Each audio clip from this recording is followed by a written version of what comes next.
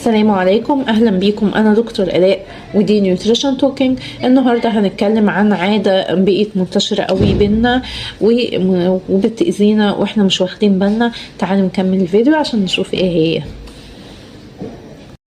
مين فينا ما بيقعدش طول الليل يتقلب في السرير ومش عارف ينام وعنده شغل الصبح وبيسهر غصب عنه مش اختياره؟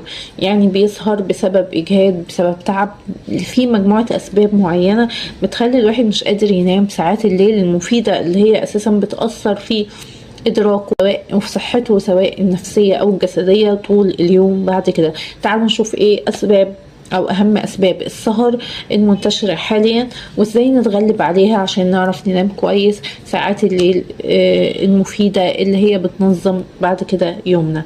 يلا بينا.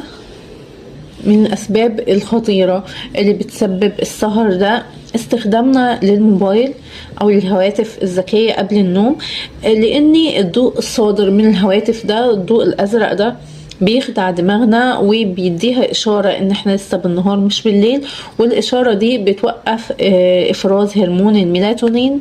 والميلاتونين ده لو ما تعرفوش هو الهرمون المسؤول عن النوم، يعني هو المسؤول عن تنظيم مرحلة النوم، فبيتوقف إفرازه فبيبقى فيه صعوبة في النوم. ده السبب الأول.